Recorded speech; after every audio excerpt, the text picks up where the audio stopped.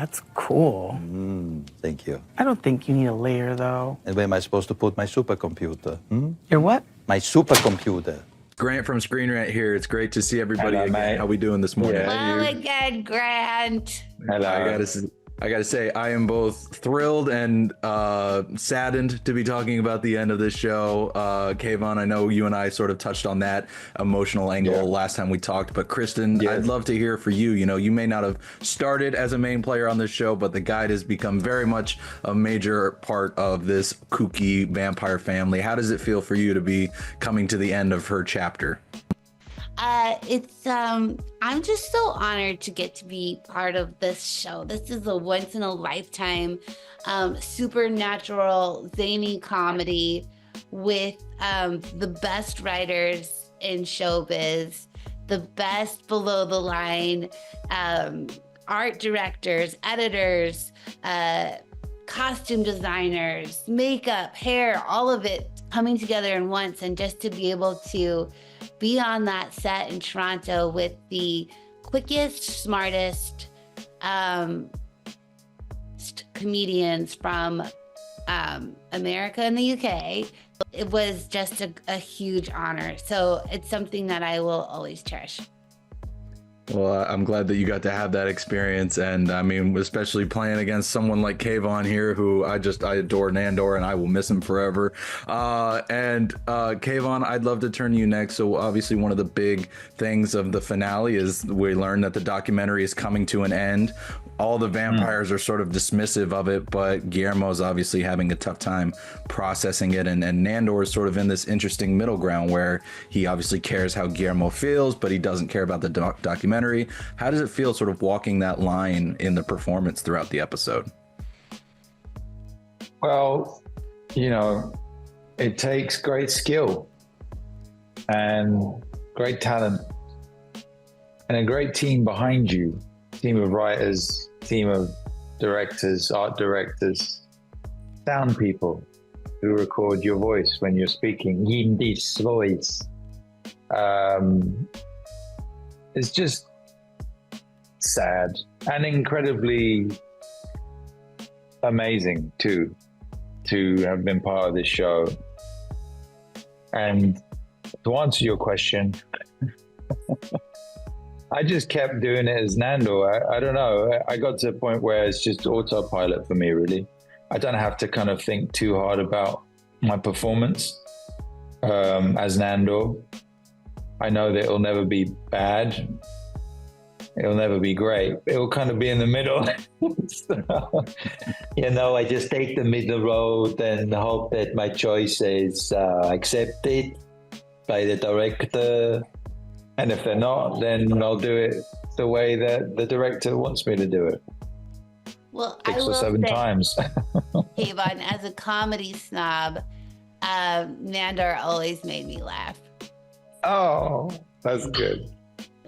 How can anybody not laugh watching Nandor? I mean, he's the perfect combo of sweet and goofy. It's perfect. And I felt the same way about the guide. And so one thing I found so interesting. Good save there. I don't need it, but Kayvan really does. So I do. I definitely do, man. Give it to me. Give me all you got. Give me all you got. So one thing I love about the guide storyline this season, by the way, is the sort of unrequited love Nandor has for her, but she sort of has her own interesting connection to Jerry as the season progresses. And, you know, we obviously see the vampires sort of don't care about Jerry's death in episode 9, but we don't really see what the guide's reaction is to it, Kristen. And I'm curious if you had any thoughts on how the guide might be feeling after that moment. Oh my gosh. Well, like she said, the guy feels incredibly betrayed. I think it's, she sort of thought that this was the leader that was going to take them to the next level. And he, you know, he's a bit culty and she bought into all of it. And now she's just like, well, she was ready to kill herself in front of the Baron. And then Nandor ruined it. That would have been a great ending for the guy, actually. Sorry. No, she should live on forever. I do think that's fun that you say, like, Grant, how much you're gonna miss Nandor, but Nandor will outlive you by thousands of years. And I think that's sort of special about this show. And that's what I've been saying to like Paul Sims and Yana, just how, like, congratulations on the show, congratulations on, you know, the nominations for these awards. But I think the biggest congratulations is, I suspect, I can't see the future, but I think this show is going to be one of those shows that people revisit. Like, I don't think it's gonna disappear. I feel like I have this special thing with Flight of the Conchords where it surprised me over and over where people would bring it up. You know, I'm like, that show's 20 years old or however long. And it's like, no, they keep finding it and it keeps meaning something to them. And I feel like because of the subject matter and the weirdness of this show, that it will be evergreen like that, which is the highest award you could ever get. As someone who's in the fan base of the show before I even started doing coverage for it, I mean, that's truly how I feel. There's something for everybody, and I don't think this show's ever gonna leave our hearts. So I can't wait to hear people keep finding it in the future as we go. And so, Kayvan, I'll turn to you next because I mean, we make the jokes about the guide and Nandor's sort of his infatuation with her, but you know, in the finale we don't really get any more of that. Do you think he's sort of finally gotten the hint after her many times of saying it will never happen, or do you think there's still something there? I think he kind of, the guide kind of saw it for what it was. It's like, this guy is just, she's been trying on with everyone, and it's just not going to rub off on me. Like, I've seen him debase himself, debauch himself, and it's just like, dude, come on, you don't want this. Just be honest with yourself. You know, I'm not the one for you, and you know it. It's the end of the night with the last two people on the dance floor, the house party, but it doesn't mean we have to get it on. So I'm going to walk you to your taxi, and, you know, it was fun hanging out, but this ain't going anywhere. So you will thank me in the morning. We've all been there. Well, I'm glad that he finally seems to have woken up from that. Really sad to hear. Yeah, it is quite sad. I'm glad you haven't experienced that.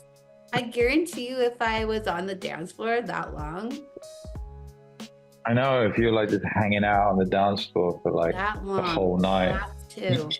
Because you hate your roommate or something, you don't want to go home, but anyway. There you go. That's the glass half full way to look at it, is you're just trying to avoid someone. Yeah.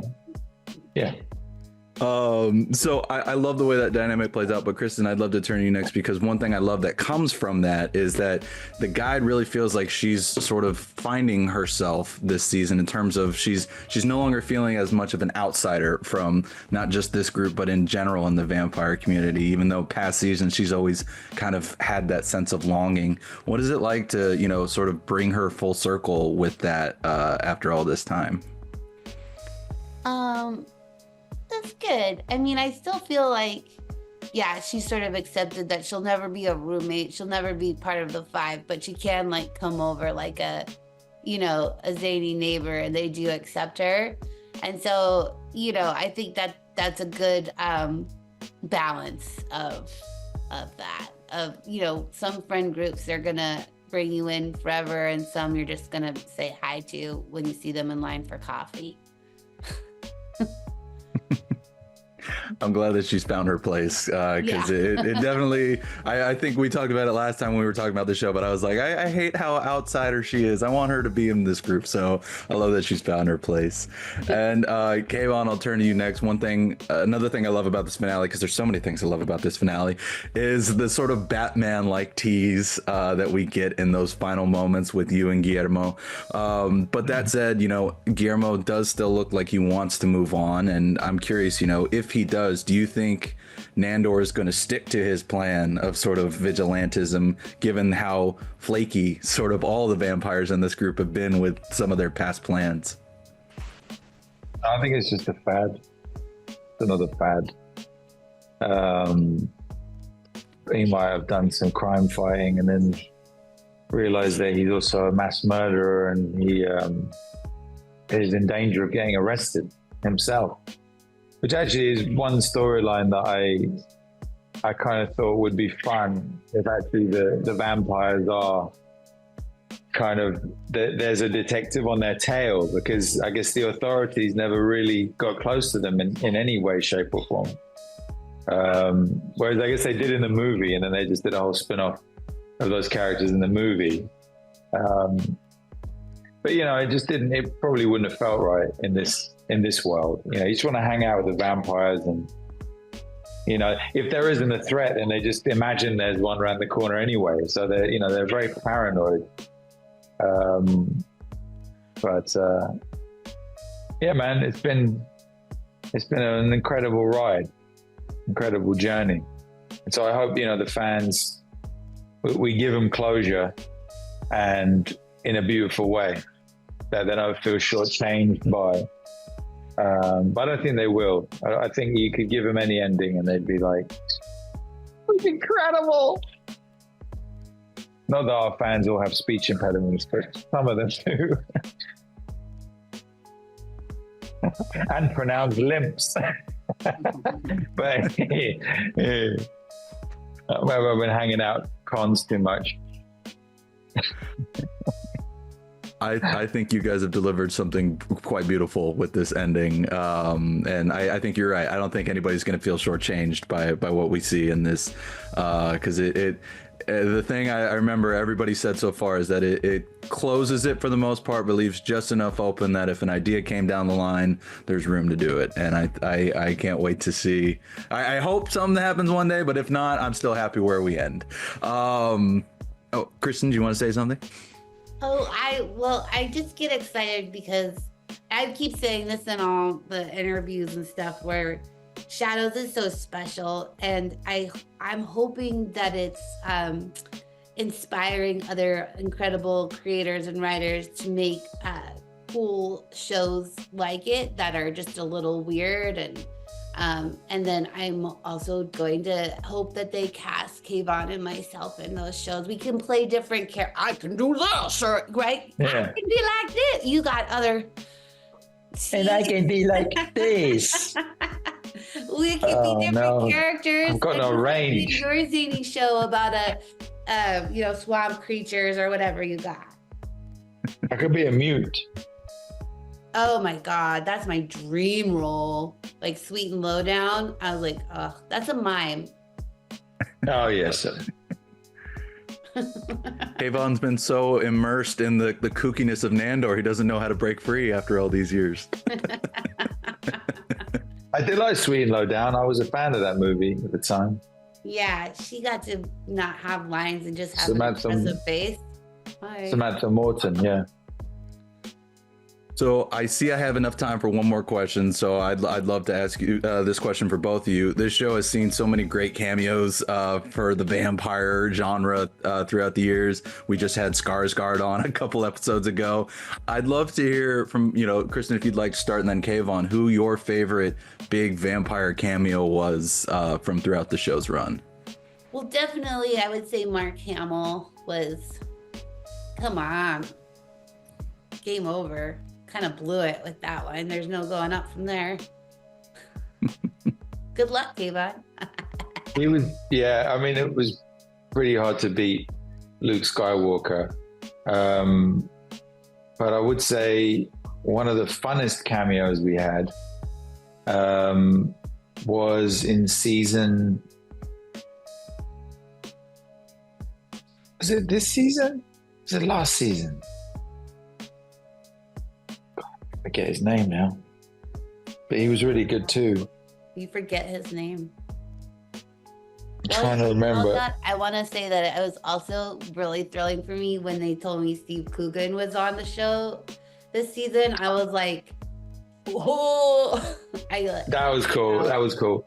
Oh, but actually, I'll tell you, when the 3 vampires, we had the complete set from the movie during the trial, having Taika, Jermaine, and oh fuck, Jono. no, Jono, yeah, not Jono, no, Johnny. who's the other? Johnny Brew, man. Having them there and seeing him do his dance live. That was really cool. That as a fan of the movie before the show, that was a pretty awesome thing to have seen carry over. Yeah. And again, as the show, as we go on from the show, I can't wait for people to discover both and see all the Easter eggs that were snuck in for both, because it's been such a wild ride and such a fun one from start to finish. But I see I'm out of time, so I'll get on out of here. But guys, it's been so amazing to chat with you both again, and truly, I can't wait to keep the word alive for this show as long as I can, because Never take that t-shirt off. Well, I gotta keep it clean. I want to make sure everybody's faces are nice and clean. No, you will never remove that shirt from your body. Thank you for being supportive. Oh, you got hypnotized. Thank you for being supportive of the show. Yeah, thank you so much. Before you know it, a new documentary crew will come in and make a whole new documentary about us. Well, that seems highly unlikely. Excuse me, this is not even the first documentary that was made about us. What?